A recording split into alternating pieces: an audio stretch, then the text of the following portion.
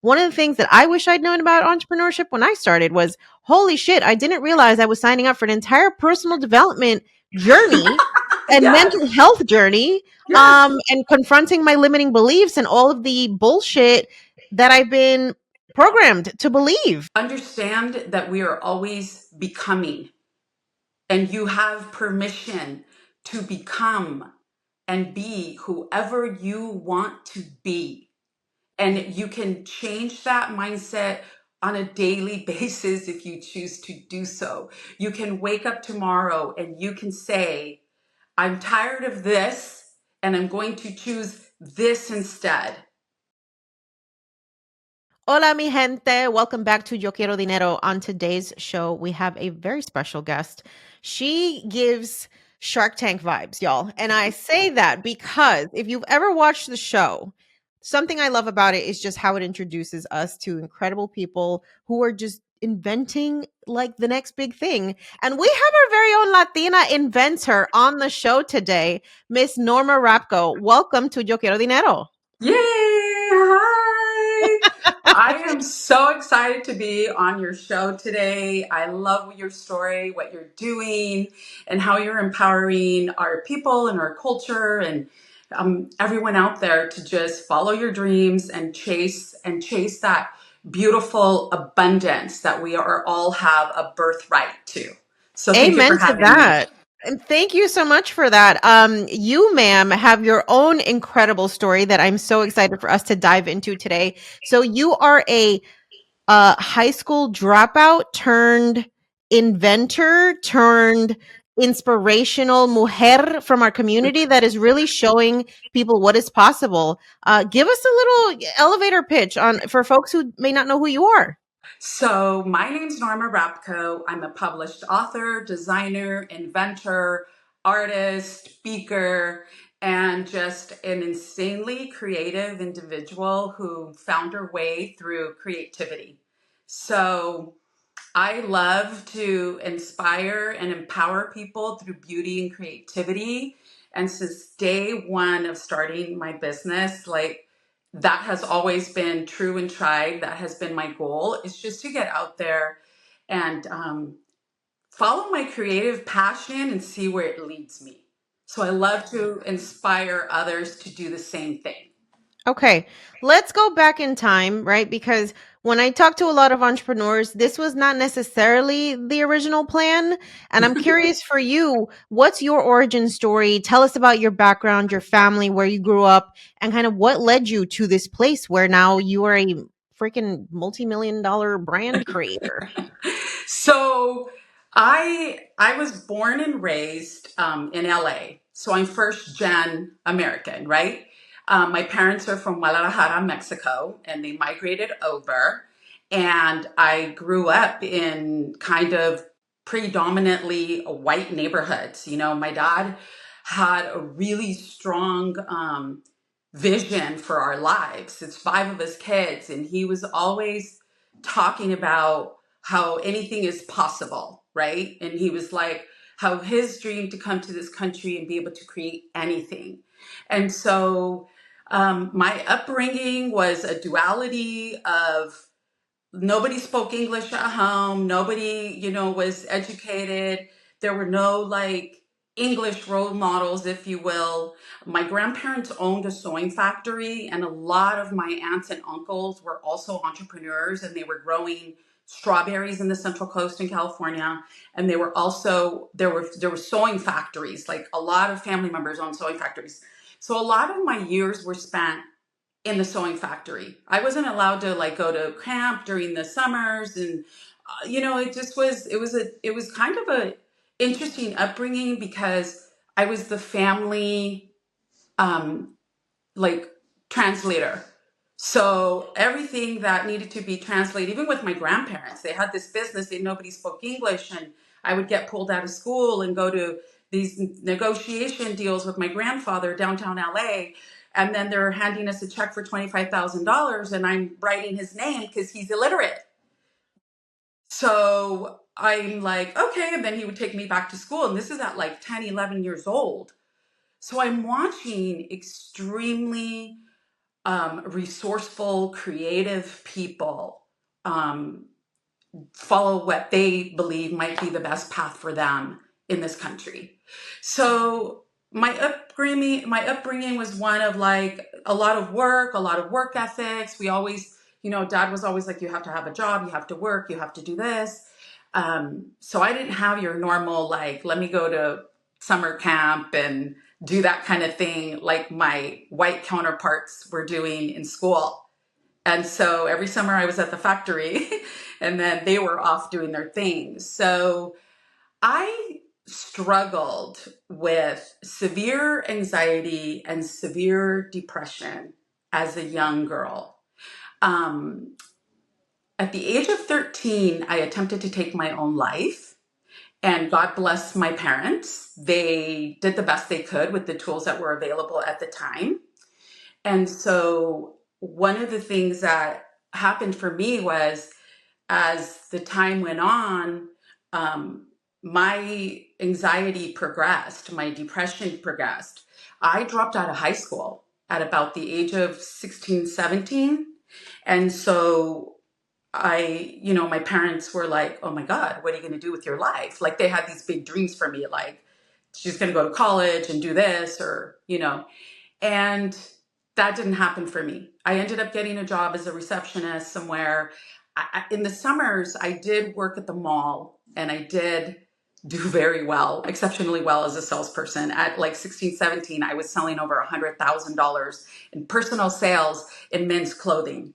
So they taught me how to sell this company and I loved it. I knew like there was something in me that woke up and it was like, oh, I have an ability to just talk to people and be able to sell. Long story short, I meet my husband at 21. I am in a dead end job. I'm like at a secretary somewhere, just a front office receptionist. I get fired from my job when I was pregnant and with my second baby. And I'm like, oh my God, I'm like, what am I going to do? And my husband said, well, just stay home with the kids. Like, you don't even make enough money to like pay for daycare. And that was like, whoa. Something inside of me said, I was made for more. God put me here for something bigger. Like, so I thought, what am I going to do? At the time, my dad taught me, because we're talking about money, to invest in real estate. I was 24 years old getting married to my husband when I bought my first property. Like I refused at the time. My dad's a real estate investor and he taught me at an early age and I was helping him do real estate deals. So at 24, I bought my first property, which turned out to be an amazing investment for me at the time, right? So long story short, I'm at home with two babies. I'm decorating my house. I come from very thrifty people. They're making clothes and dresses and beautiful things. And my dad's a carpenter and he's making these gorgeous woodworking, you know, products, tables, whatever. And so I started to decorate my house because I've always been creative and curious about design. And I love, anything that has to do with making something with your hands. So I started making picture frames, wood picture frames with little dried flowers on them and hung them in my house. Friends and family came over. They started asking me where I bought them. Could I make some for them? And I started a whole business from my creativity. I went to the park up down the street from my house, set up a booth, and my first craft fair, I think I sold over $3,000 worth of stuff. Yeah. And my husband's like, oh, wow, where did all your stuff go? I'm like, I sold everything. So I was doing craft fairs around the valley, the San Fernando Valley.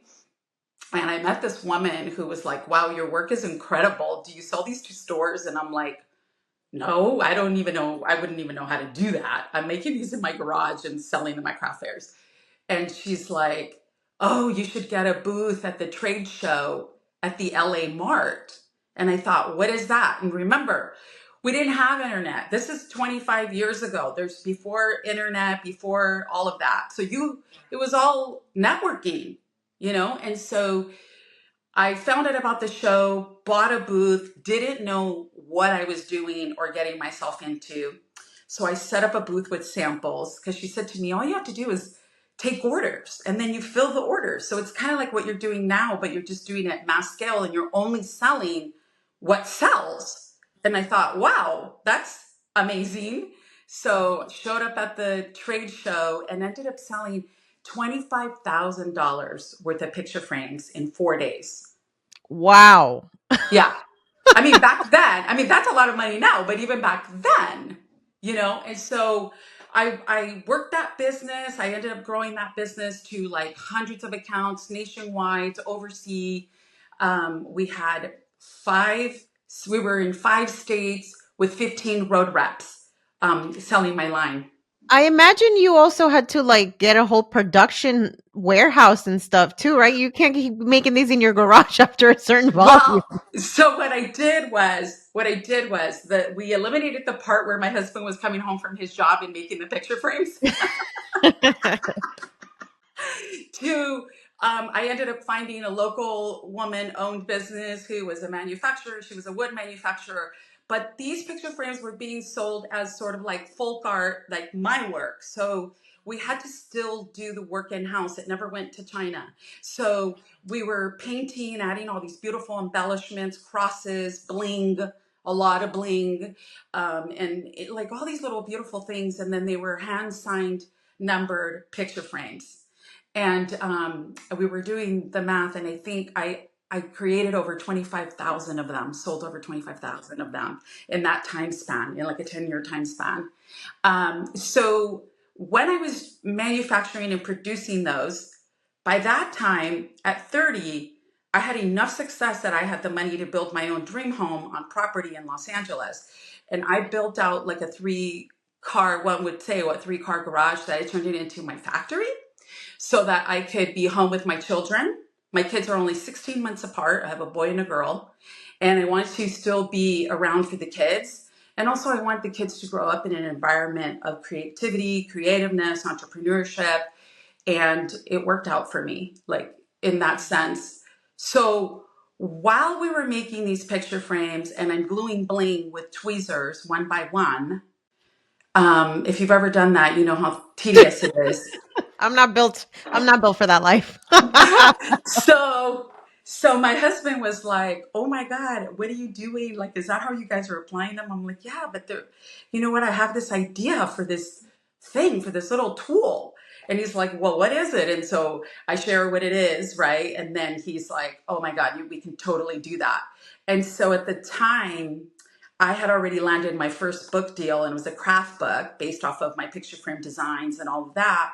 And I was working with some really amazing people and had already gotten plugged in and networked with a bunch of women that started to encourage me on my idea.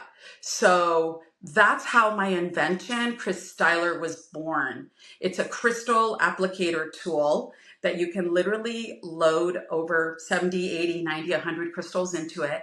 You click the lever and it dispenses them one at a time. Wow. Okay, I'm literally like looking at this as you're speaking, and it is so brilliant because, and I feel like it nobody else would have come up with this because you had the practical reason why this needed to exist because you were doing something very manually, and something inefficient, and this was just like a way to speed up that process and add like a ton of bling to a product in a short amount of time. Exactly. And so it revolutionized the bling application. So what I have to say to you and for your viewers, because this is super important, we are all inventors. All invention is problem solving. And most inventions are born out of your personal problem. And so businesses are born out of your own personal problem. There's room and expertise for all of us. Like, I would have never in a million years standing at that craft fair at that park at 20 something years old, somebody would have walked up and said to me that this is what my life was going to look like. I never in a million years would I have believed them. I am so glad that you dropped this gem on us because there are so many people that I talk to who are thinking about entrepreneurship, but then they default to like, well, I didn't go to business school. I don't have an MBA. I just am a quote unquote secretary or a social worker or a teacher or whatever. And it's just like, y'all, we are letting our titles define our capabilities. And it's like so much more than that. We all have Yes. this unique thing up here called our brains, which are uniquely capable of creating. And I Yes. think what happens oftentimes is that our society programs us to shut off that creative part because being a creative is sort of being a nonconformist, right? It's kind of being Yes. a rebel. It's not Yes. necessarily wanting to fall into the system that has been built for you to become a worker. And so, 1000%. I'd love to hear more on your thoughts on like what we're doing wrong, maybe as a community, as Latinos, and maybe like even societally in kind of discouraging entrepreneurship, especially when you come from that lineage. I'm going to drop a bomb on you. When you are creative, you are uncontrollable Mm, because in my own journey of 25 years of being an entrepreneur, people look at me and they're like, "Oh, I thought you were an author. Oh, I thought you were a crafter. Oh, I thought you were making picture frames. Oh, I thought you were the bling lady. Oh, now you're painting murals? Wait, you just tore down a house and rebuilt it? Who did you hire? Me. It's my creativity." We all have that gift because when one door closes, 10 others open when you're creative. You can literally take your skill set right now that you have, right? You can type it into Chat GPT and you can ask it. These are all of the things that I'm really great at, that I enjoy, that I love to do, that I want to do. And it will literally spit out 50 different ways that you can monetize. That's called creativity. It's not just painting, making beaded jewelry. No, it's about creativity is about the way that we think. It's about the way that we process things. It's about the way that you look at a problem solving. Creativity is born in like a problem solving, right? Um, I believe that society loves to suppress creativity because then you are uncontrollable. So my in my parents' eyes, I was uncontrollable. I didn't follow the rules. I never conformed to anything. And as I've like matured and grown up and pursued all of these like amazing opportunities that have shown up for me, um, I've proven that wrong. And so, I was retired. I retired at around 46. And I'm relaunching, I relaunched my brand because in the last few years, I was curious about my own creativity. Where did it spun from? What I was curious about how I was able to heal and control and manage anxiety and depression via my creativity. And neuroscience is now proving what I always suspected, that it rewires our brain, that it creates new neural connections in our brain. It like literally gives you making art 45 minutes a day, doesn't matter what it is, releases a shot of dopamine into your system. It like reconnects wirings that helps with depression, anxiety. So creativity is an incredibly powerful, um, it's a muscle that you work. We all have it. We are all born with it. Society teaches us to turn it off at an early age. Like, oh, you can't make money painting, you can't make money writing, you can't make money singing. Okay, but what if it's still such a beautiful part of your life that it can coexist with the thing that is actually can make you money? I'm here to prove you wrong, that I know absolutely and equivocally that you can 1000% make money off of your creativity. Is it challenging? Absolutely. Is it hard? Yeah, but everything is hard. So pick your hard. Pick your hard. mm. Wow. Okay. I love this conversation because it feels like a big ass permission slip for people who may have been sitting on those creative ideas, who are listening Hmm. to this and who are thinking like, "Well, why not me?" I've been thinking about this invention, I've been thinking about this idea, this business, but I'm afraid of disappointing people. I'm afraid of shedding an identity that may have been something, the only version of myself that I know. I may have invested in college degrees and certifications and a whole career path that now feels unaligned. What do you say to folks that are afraid to kind of, say goodbye to the version of themselves that they are in order to become the version of themselves that they need to be? Because I think one of the things that I wish I'd known about entrepreneurship when I started was, holy shit, I didn't realize I was signing up for an entire personal development journey and mental Yes. health journey, Yes. and confronting my limiting beliefs and all of the bullshit that I've been programmed to believe. Yes. Yes. Because those are the things that keep us trapped and dumbed down in our culture. So I just turned 53 years old. And if you can, I'm gonna say this from a place of personal experience to anybody out there listening, even if you've invested, years and things like that, money and all of that time, right? Resources. Understand that we are always becoming, and you have permission to become and be whoever you want to be. And you can change that mindset on a daily basis if you choose to do so. You can wake up tomorrow and you can say, I'm tired of this and I'm going to choose this instead. So, what I like to give people is actionable steps on how do you do that, because I've been mentored by billionaires. I've had an extraordinary, amazing journey. When I invented Chris Styler and came up with the idea at first, and when I first would share it with people, people thought I was crazy. I would constantly say, this is going to be an infomercial on TV. It has the wow factor.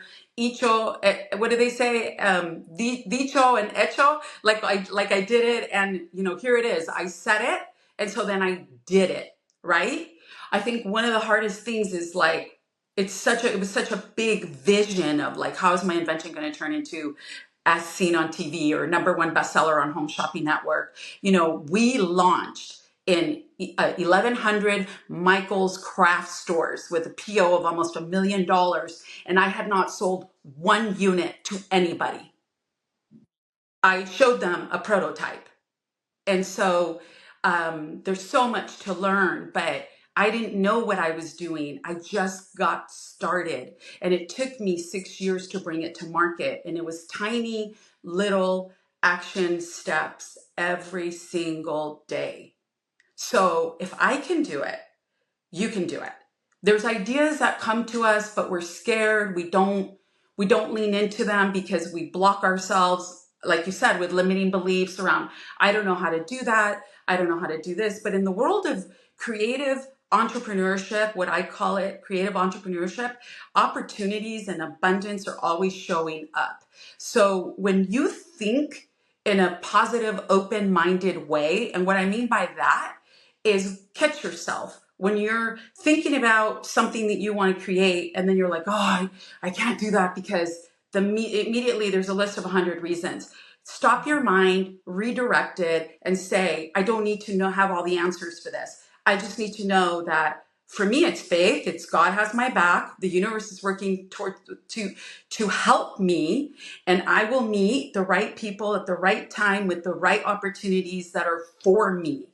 And when you have an outlook on life of like being of service, one, being grateful, and also being very open, though you will start to see opportunities. They're there. The most I'll give you a quick story. When I was inventing Chris Tyler, and I literally was looking, I called every single manufacturing company that would be able to make me a prototype. It was a very specific prototype that there wasn't a lot of people here in the States making. And I was at church one day with my girlfriend, and we were decorating Christmas trees, and she asked how my day was going.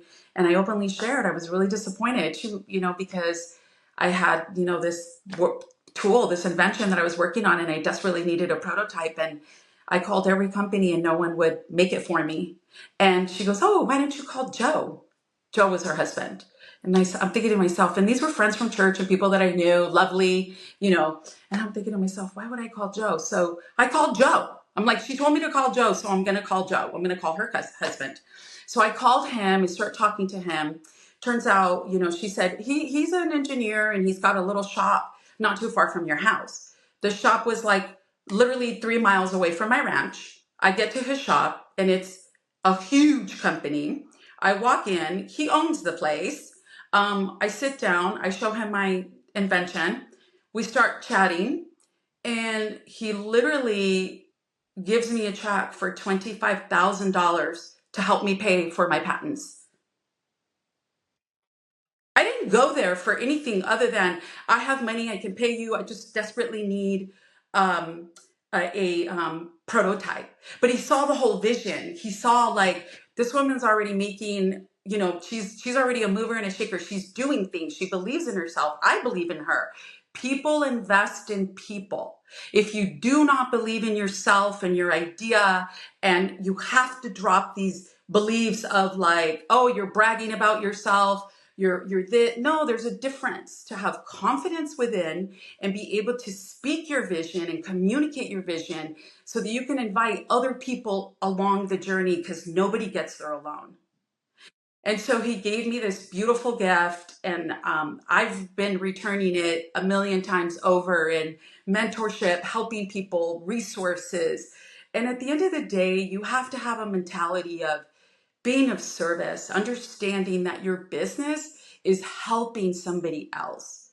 Your story, your challenges, your hardships. What most of our businesses are born out of a necessity, out of something that was missing in the marketplace, that only you have the unique gift to offer. Something that, if you're struggling with it, chances are there's a whole group of people out there that are struggling too. And that's really where the best businesses lie. It's, you know, I totally agree. And I have the same exact story with this podcast, right? I identified that there was a lack of personal finance education, specifically catering to the Latina community. I knew that in talking to my friends, my family, that we're all looking for this information, but where's the talking head, if you will, right? Where is our yeah. version of like Susie Orman or, Dave Ramsey? It's like, where is that person that's speaking to us from our community? And so I kind of just decided to become that person, right? And And I so I love think that. it's a great example of just like being able to identify those gaps in the market, but not just that, also having the tenacity and the resilience to keep going, especially in that build phase where it does feel like it's an impossible thing and it's going to take forever and you might not be fully resourced. And I want to touch on something that you mentioned about it being a 6 year to launch window, right? And I get a lot of questions from people when it's like, how long is this going to take to work? Or how quickly am I going to make money? Yeah. What do you think about those types of questions? I think that nothing worthwhile is happens overnight. It just doesn't. I mean, we see a lot of people claiming all this success. Mind you, there are the people out there who might be like the unicorn, the rare person out of the pack, But in my personal experience and being around for a long time and being with a lot of entrepreneurs, it's a lot of hard work. It's work. You have to be, there is no you're responsible for your own financial livelihood. So, it's not like if you show up half dead at work, you're going to still get your paycheck on Friday. If you show up half dead for yourself, you're not going to get paid. It's, I think there's this misconception, entrepreneurship, it's been glamorized and it's made to look easy and it's made to look overnight, but it wasn't. When I was in it, when I finally launched this product, I would travel sometimes 25 states in a year selling and promoting my product, and Wow. on and off airplanes. And I learned to get up at 3 in the morning, 4 in the morning, which, believe it or not, I actually, even in my retirement, really enjoy getting up at 4 o'clock in the morning. There's something beautiful about being with yourself before the world wakes up. And a lot of very successful people know that one secret. And I don't, I believe that ideas and creativity is also born in the silence. It's born in, those moments that you spend with yourself. um, So you have to be willing to really put in the work, and it doesn't happen overnight, you know. Even if you want to write a book these days and you want to get published, there's a million different little things that you have to have in place in order to do that and get representation from a publishing company, you know. And even a book takes 2 years to write and publish, and we make it look so easy because then you pop up and you have the screen and you're like, oh my book, you know. People think that it all started overnight, but I'm sure, like for you, the podcast was a progression and an add-on to what you were already doing and wanting to create, right? Yeah. And things evolve and change. And this is where that we're going to go back to that one point where now you writing a book takes different abilities than you hosting a podcast. So you're always becoming, you're sharpening your skills. You're becoming this like beautiful version of yourself. And one of the things that I've done in my own personal journey is I have gone through the whole process of forgiving the 13-year-old girl, the 16-year-old girl, the 20-year-old version of me, the 30-year-old version of me, the 40-year-old version of me, I'm the 50-year-old version of me, to allow space for the 53-year-old version of me who wants to come in and step into a new phase of her journey. 1000 full permission to do that, accepting and embracing that we're all here to evolve and grow and change. Yeah. I love that mindset. I really do think that that is the difference between living a life where you can look back and say, damn, I did a lot versus looking back and saying, damn, I wish I had done more. Yeah. You know what? That was my biggest fear, even Mm, at like 18, 19-year old, when my husband told me to stay home with the kids. Not that there's anything wrong with that. It's a personal choice, right? There was a calling for me. And so for me, it was always, I don't want to be 85 years old on a rocker on my front porch, wishing that I woulda, coulda, shoulda. I'd yeah. rather be the person who is in the arena, getting punched, getting knocked out, failing, getting up time and time again, Yeah. and going out there, but also being able to, if you can experience really low lows, then you can appreciate and experience really high highs. Hmm. And life is really just a matter of, I don't think we can have it all at once, but I think it's a matter of if you can embrace those two things and understand that those two things are always coexisting. I really believe that you can live a really full, rich life. Mm, yeah. I love that. Okay, let's talk about the power of connection and networking in your journey because I know you've mentioned a couple times where there has been just like a serendipitous meeting or you just finding somebody who's connected to the goal that you're trying to pursue. What do you credit your success in building those relationships to? And what advice would you give to people who might think like, I'm not good at networking. I'm an introvert and I'm afraid to ask for help. So I'm going to start with saying I'm an HSP, which means I'm a highly sensitive person. I do not do well. I can be out in public and very sociable. I present as an, extrovert, but I'm actually an introvert, and I spend enormous amounts of time like inward and creativity. All this creativity takes a lot of time. But what I say to people is I literally have to force myself to show up to the networking events, to show up for other people, to show up and say, I'm willing. I'm willing to share my story. I'm willing to help others. You know, one thing that is very important in mentor mentee relationship is to understand that it's a co-creating relationship. The mentee believes that the mentee's getting everything from the mentor, but in my personal experience, that's not true. It's I get so much from my mentees, and my mentors also get so much from me. It's an exchange, right? So my advice to people for when you're networking is always walk into the room and say, how can I be of service to others with my expertise, with what I have to offer, with who I am. I am not lacking. I have everything that I need because I'm in this room right now because God and the universe invited me to step into this room. So I'm here because I'm supposed to be here. And so when you show up wanting to give openly, watch and see what the return on investment is. It's been extraordinary. That's how I've learned to show up in every room that I show up in. And I've met some of the most incredible people, been like mentored and helped. And you know, something that I want to say to everybody, because growing up as this Latino little girl, I had no contacts, no connections. I didn't know anybody in the business. Um, I didn't know. But you know what? Stay curious. Ask. Nowadays, it's so easy to go online and follow people that you love, admire, respect, you want to hear, you see what they're doing. Go follow them and then listen to them and see what they're doing, because people have so much wisdom and so much advice that have already done it. And while they may not be mentoring you personally, those are still mentors that are pouring into your life, and it's a Mm, beautiful thing.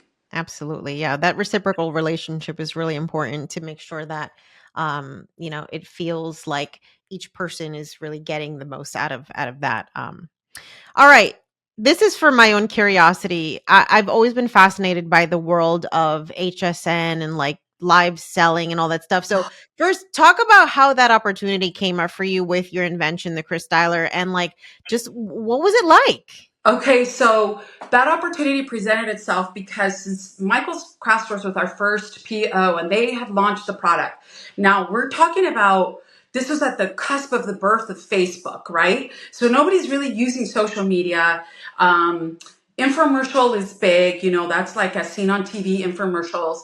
And I know that my product, I'm going to show you guys my product really quick. This is the Hmm. Chris Styler, okay? So it's a little pen and it picks up and dispenses the crystals, okay? So I knew it was sitting on the shelf and nobody really knew what it did because you really couldn't see it in action, right? So what I knew was that it needs to be on TV. Mm. We were having sluggish sales and there was all this stuff going on, and I was like, oh my God. So through my network of women that I had met, I met these beautiful women that selling my picture frames at one of the trade shows, and we had always kept in touch. They had evolved into moving from selling blinged out like tech for girls and into a totally new space. Talk about um, constantly reinventing yourself. They had started a business, a media business, where they learned how to um, put themselves in the media. So they started to put other people in the media. I Hmm. contacted them and they said, we have a contact at HSN and we can totally help you. And so they put me in contact with the buyer that same day. I got a hold of the buyer. The buyer asked to send a video. I sent a 30-second video to her of what the product did. She immediately replied to me and said, how soon can I have you on air? I was like, oh my God, I have a warehouse full of stuff. And she goes, okay.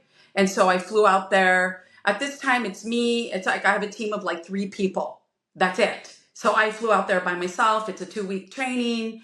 They are probably one of the best companies I've ever worked with. They invest in you. They look at you as a partner. They invest in you.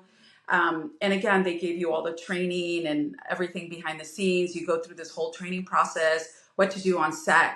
Um, Live selling is an incredible opportunity.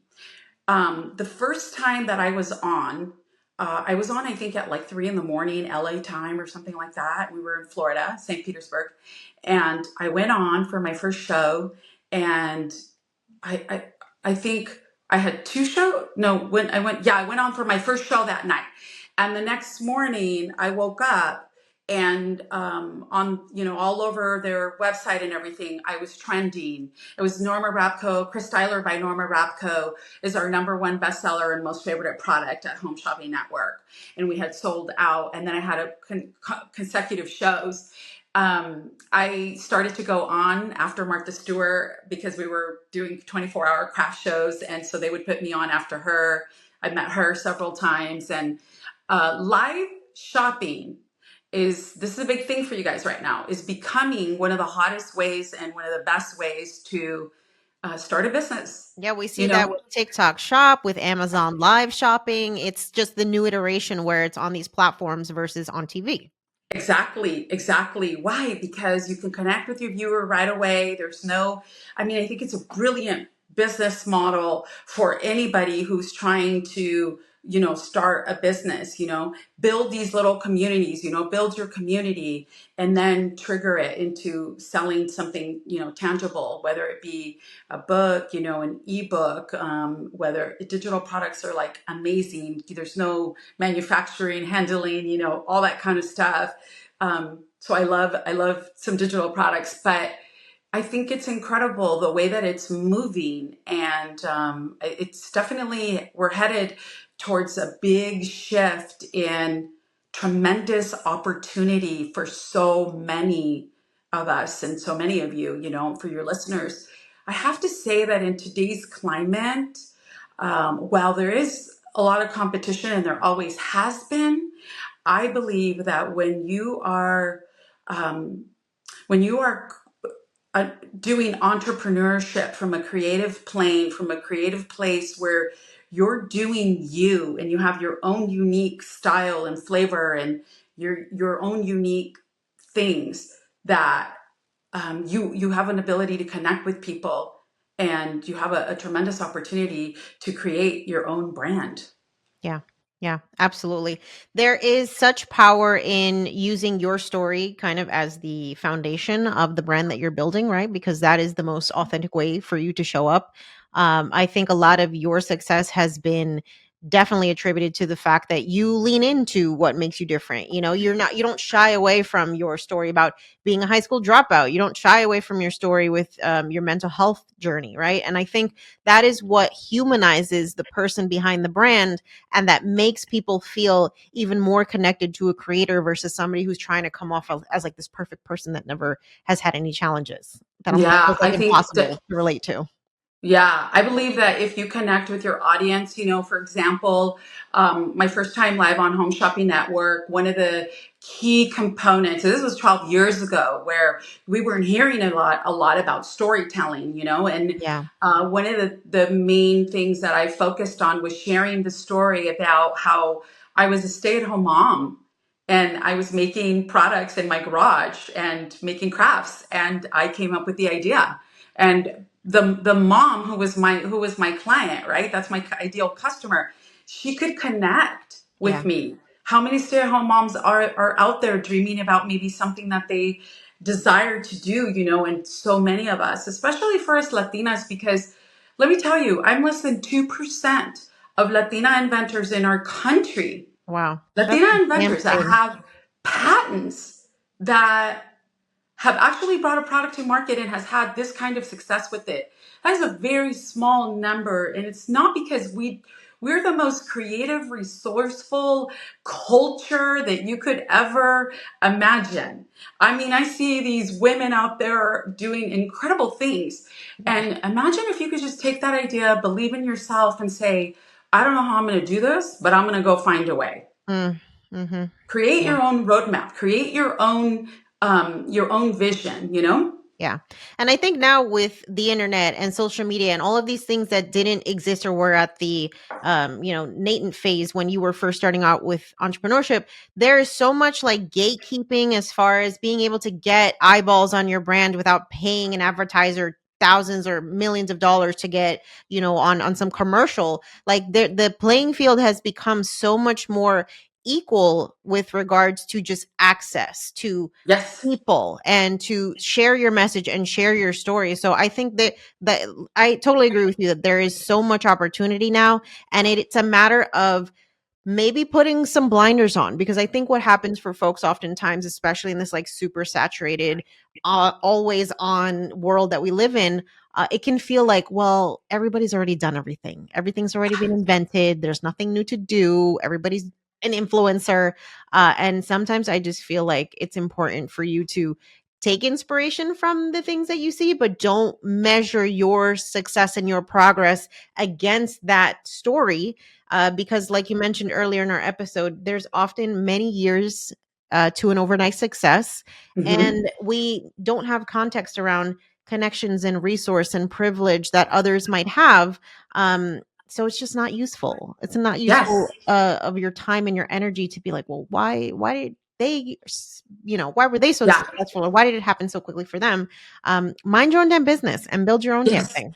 That's exactly it. And this is what I tell people, like, if try to stay off. If you're trying to create something, close. This is what I often do when I'm working on a very specific project. I close all, like you said, blinders. I'm in my lane. I don't care about what anybody else is doing. I don't care about what has already been done, which, by the way, some of the most successful and best businesses out there, it's not an invention. It's something that has already been done, but you're doing it your own unique way with your own voice and your own style.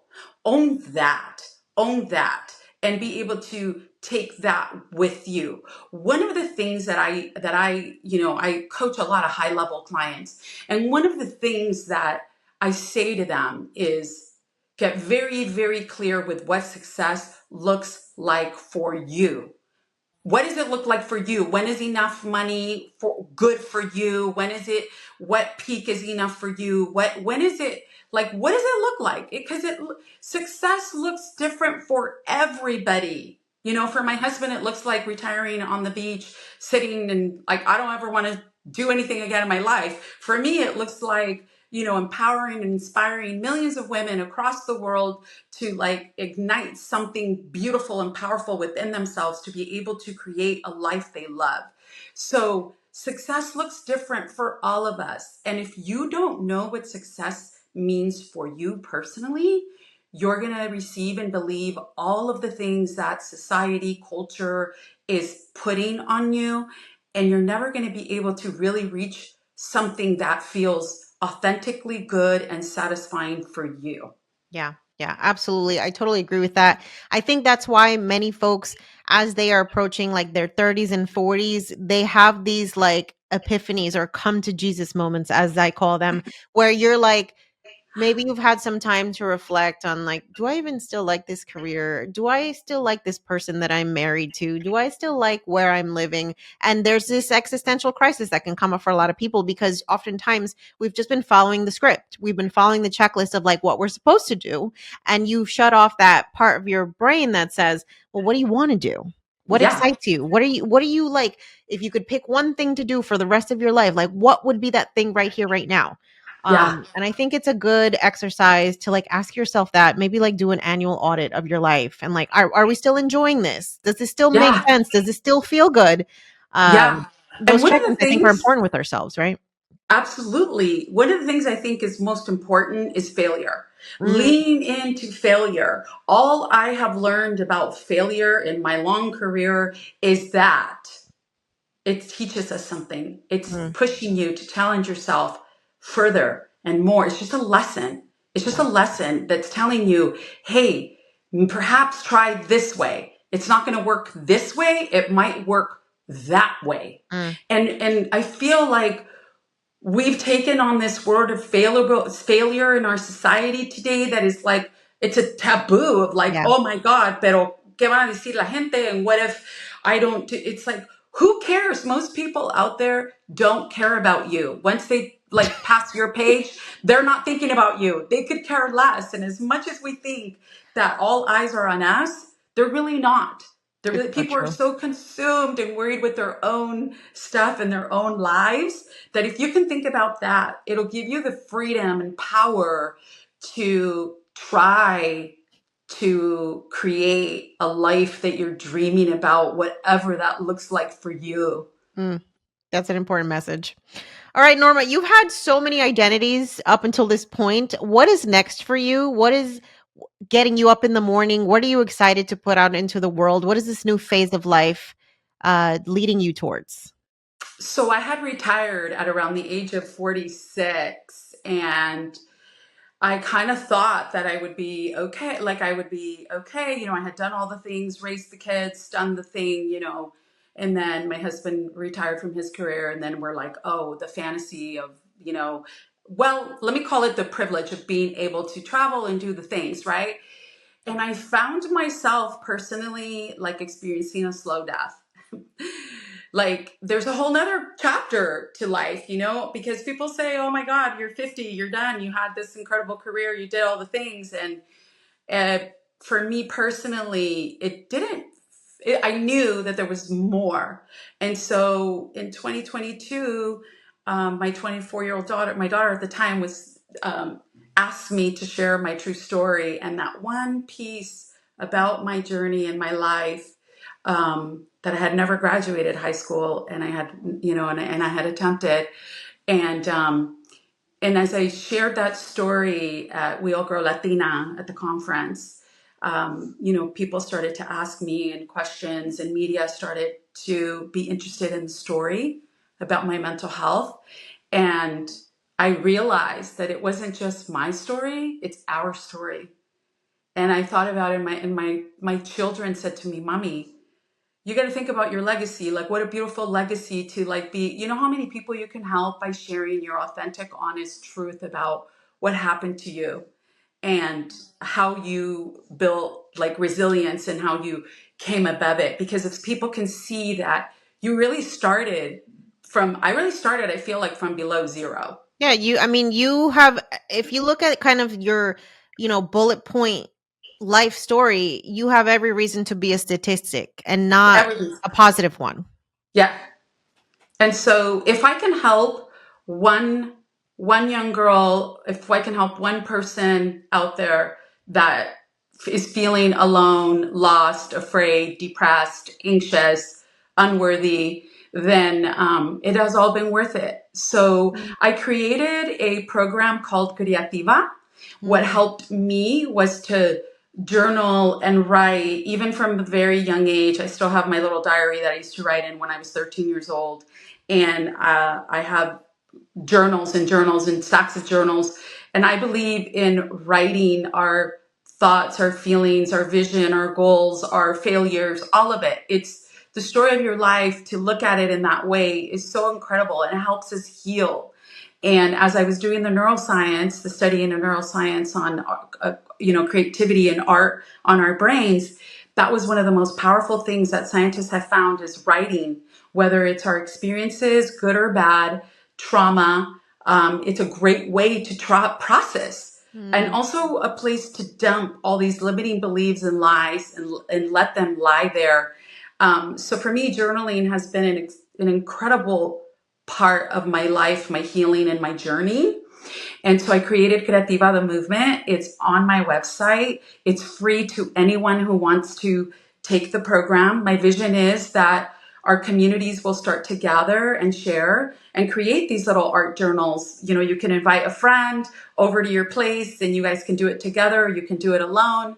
But all the tools and resources are on my website. And I really wanted to create something that would help our community. Mm. Also, because the statistics right now for suicide, the highest suicide rates are between 10 and 34-year-olds right Mm. now. Mm-hmm. And so if we can help these young, and really it's girls are high risk also. And also our Latino community is really struggling because we're not talking about it. The mental resources may not be available to them. And maybe if in a journal that you can start processing your feelings and letting things go, and start that journey, might help somebody. So I wanted to create something. My next chapter, I feel, is all about speaking, sharing my story, empowering our communities, and hopefully in some way you feel that there's something that you can walk away with, of value that might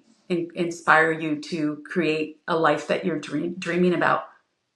I love that. I mean, talk about being a beacon of hope and light for a community. Your story is incredibly inspiring. All the resources that you have created for folks can be found at normarapko.com, and we're going to make sure to link that in the episode show notes. Norma, I want to close out with this. Given your vast life experience and all of the things that you have been able to accomplish, what would you tell that high school dropout now, knowing what you know? Me as a high school dropout, Yeah, what would you say to her? what would I say to her, to my young girl? I would say to her, love yourself, choose yourself first, Believe in yourself against all odds, and it's all going to work out. It's all going to be okay. Will it be messy? Yes, it will, but it will also be the adventure and the ride of a lifetime that no matter what, there are no I love it. regrets. Norma, thank you so much for being here. Thank you for sharing your inspiring, incredible story. For folks that want to find out more about Norma, make sure that you check out the episode description. We're going to link all of the resources there where you can find out more about working with her, learning more about her story. And if you found this episode to be inspirational AF, please go and share it with somebody. Make sure that you are subscribing, liking, and commenting on YouTube so you can get the full experience. If you want to see what the Chris Styler looks like, make sure that you're watching us on YouTube. And until next time, everybody, stay poderosa.